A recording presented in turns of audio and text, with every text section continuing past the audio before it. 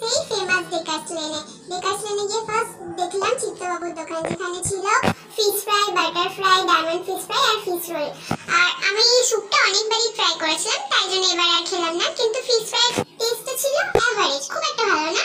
তারপর আসলাম ফেমাস সেই অরুণদার হোটেল, যেটা ছিল মা তারা।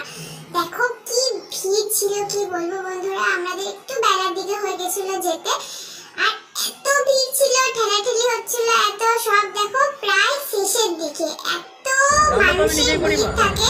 শুনেই না অরুণদা কি খাবার দেখতে দেবে যতজন আমার এখানে যারা আসছেন, আমার খাবারটা আমার নিজের হাতে রান্না, ভোরবেলা থেকে। হ্যাঁ, সেই ভোরবেলা থেকে 4টা থেকে রান্নাটা আমি ছাড়ি না কাউকে, আর সব ক্যাশ ফ্যাশ ছেড়ে দিই সবাইকে, কিন্তু রান্নাটা আমি কাউকে ছাড়ি।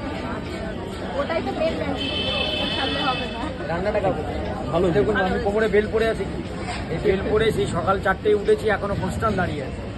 শুধু মাকে একটা কথাই বলি, ঘুম থেকে উঠে, মা তুই আগে ভালো থাকিস, আমাকে একটু ভালো রাখিস আর সবাইকে ভালো রাখিস। আমারও বাবা বেল দিয়েছে আজকে, তাই নাকি? এই দেখো মাকে ডাকবেন তাহলে, খুব ভালো কথা বলেছে আমার। দেখো তারপর আবার আসলাম হোটেলের সামনে অর্ডার করতে। অর্ডারে ছিল আমাদের বাটার নান ছিল, নিয়ে নিয়েছিলাম মিক্স ভেজ, তারপর নিয়ে নিয়েছিলাম ফুলকপি গন্ধরাজ, তারপর ডাল মাখানি, আর কিছু সেরকম ছিল না। অনেকটা ভিড় ছিল, তো তাই জন্য সবকিছুই প্রায় শেষের দিকে। কিন্তু অরুণদার আমার সব থেকে একটা জিনিস হেভি লেগেছে, যেটা হচ্ছে তোমাদের মিক্স ভেজ, আর তার সাথে দিয়ে দিয়েছিল চাটনি, দারুণ খেতে ছিল, হেভি টেস্ট ছিল। তোমরা একবার ট্রাই করো, ভালো লাগবে দেখবে। দেখো আমার এক্সপ্রেশন দেখো, ও হেভি হেভি।